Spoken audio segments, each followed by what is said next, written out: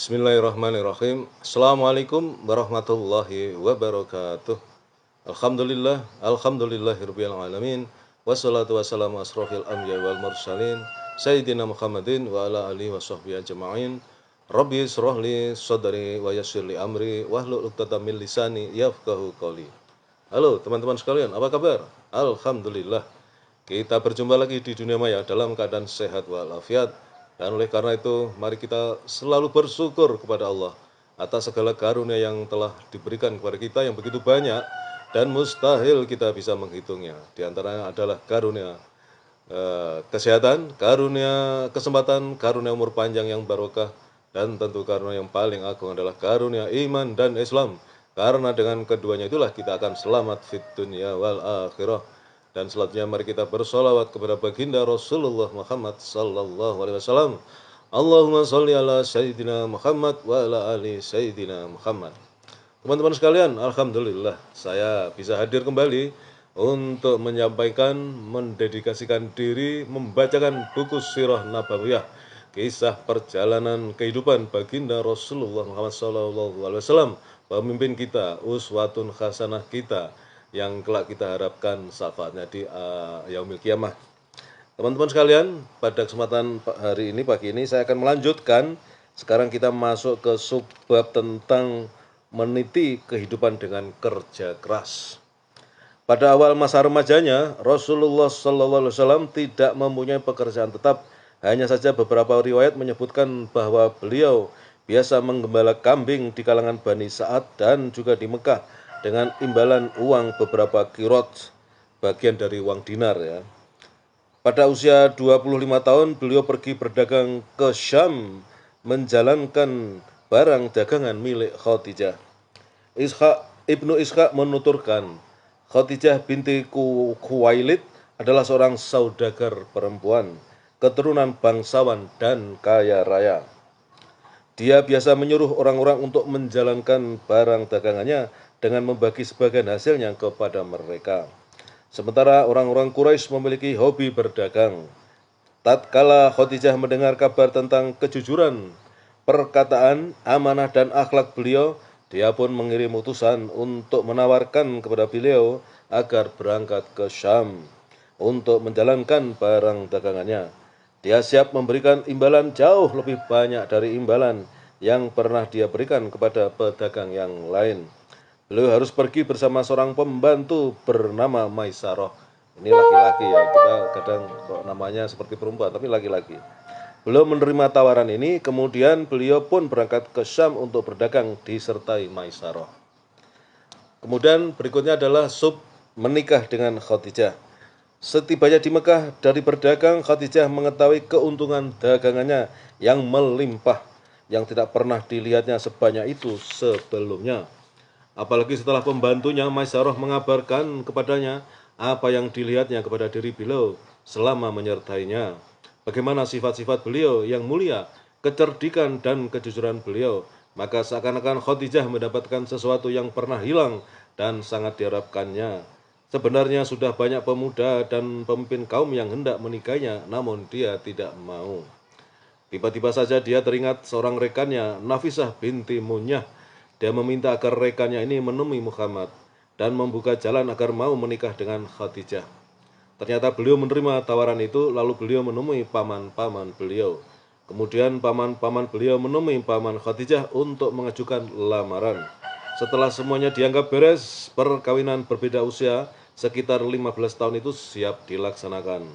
Yang ikut hadir dalam pelaksanaan akad nikah adalah Bani Hashim dan para pemuka Bani Mudhar. Hal ini terjadi 2 bulan sepulang beliau dari Syam. Mahar beliau adalah 20 ekor unta. Usia Khadijah sendiri 40 tahun, yang pada masa itu merupakan perempuan yang paling terhormat nasabnya, paling banyak hartanya dan paling cerdas otaknya. Dia adalah perempuan pertama yang dinikahi Rasulullah SAW. Beliau tidak pernah menikahi perempuan lain sehingga dia meninggal dunia. Semua putra-putri beliau selain Ibrahim alaihissalam yang dilahirkan dari Maryam al-Qibtiyah dilahirkan dari Khadijah. Yang pertama adalah Al-Qasim, dan dengan nama ini pula beliau dijuluki Abdul Qasim. Kemudian Zainab, Ruqayyah, Ummu Kulsum, Fatimah, dan Abdullah. Abdullah ini dijuluki At-Thayyib dan At-Thahir. Semua putra beliau meninggal dunia selagi masih kecil. Sedangkan semua putri beliau sempat menjumpai Islam dan masuk Islam serta ikut berhijrah. Hanya saja mereka semua meninggal dunia selagi beliau masih hidup. Kecuali Fatimah. Dia meninggal dunia selang 6 bulan sepeninggal beliau untuk bersua dengan beliau.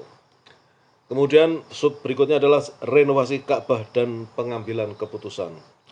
Pada saat beliau berusia 35 tahun, orang-orang Quraisy sepakat untuk merenovasi Ka'bah. Sebab Ka'bah itu berupa susunan batu-batu lebih tinggi dari badan manusia, tepatnya 9 hasta yang dibangun sejak masa Ismail, tanpa ada atapnya, sehingga banyak pencuri yang kerap mengambil barang-barang berharga yang tersimpan di dalamnya.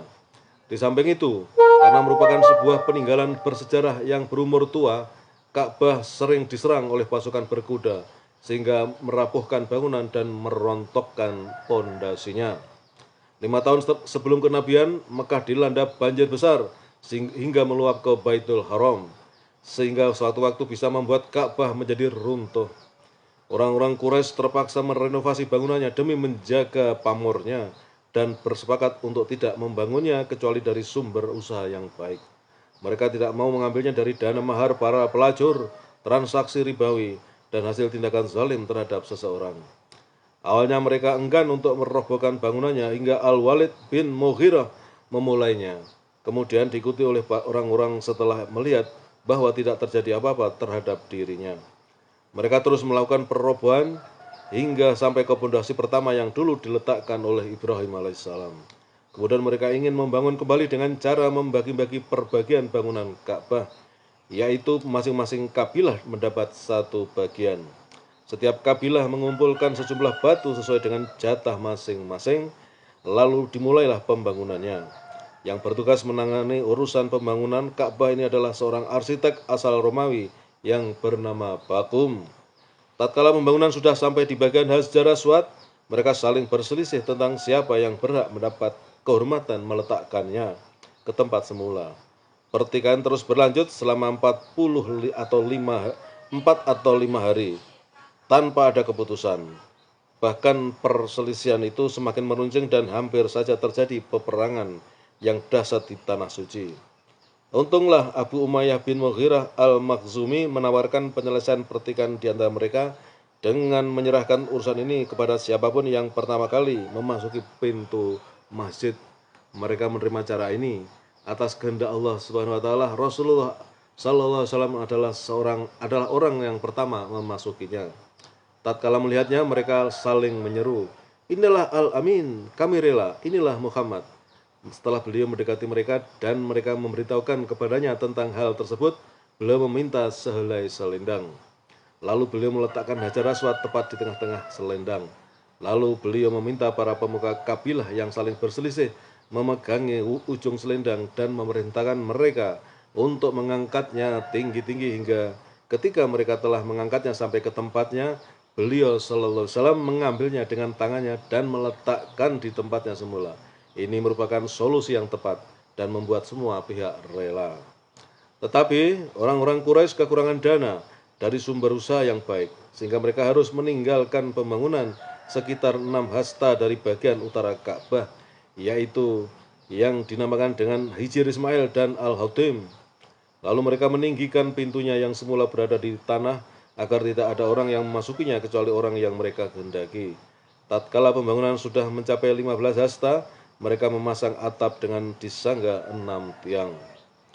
Setelah renovasi selesai, Ka'bah tersebut berubah menjadi bentuk kubus dengan ketinggian sekitar 15 meter.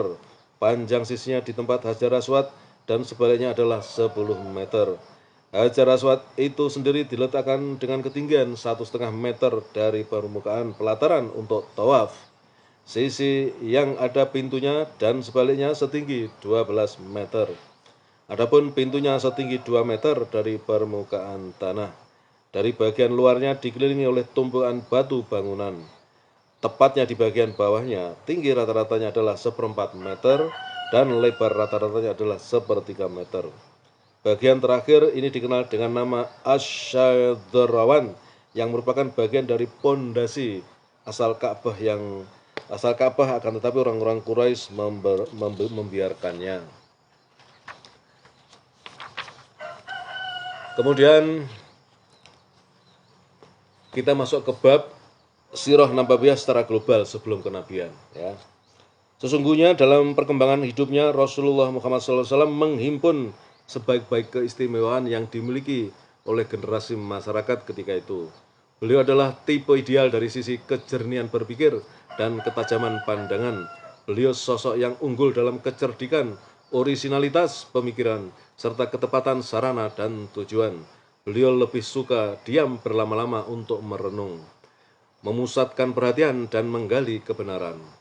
Dengan akalnya yang subur dan fitrahnya yang suci, beliau mengamati lembaran-lembaran kehidupan, keadaan urusan-urusan manusia, dan keadaan berbagai golongan di tengah masyarakat. Karena beliau tidak menghiraukan berbagai khurafat dan menjauhkan diri dari hal itu.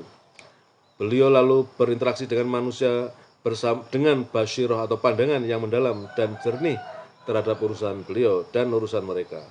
Mana urusan yang baik, beliau ikuti. Jika tidak, beliau lebih suka dengan kesendiriannya. Beliau tidak pernah minum khamar, tidak pernah memakan yang dipersembahkan kepada berhala-berhala. Beliau juga tidak pernah menghadiri hari-hari besar paganisme maupun pertemuan-pertemuan yang diadakan untuk itu. Bahkan beliau sejak lahirnya menghindar dari sesembahan yang batil itu, sehingga bagi beliau tidak ada yang paling dibencinya kecuali berhala-berhala tersebut. Sampai-sampai beliau tidak dapat menahan diri bila mendengar sumpah dengan nama Lata dan Uzza. Tidak dapat disangka lagi bahwa Allah Subhanahu wa taala sungguh telah menjaga beliau.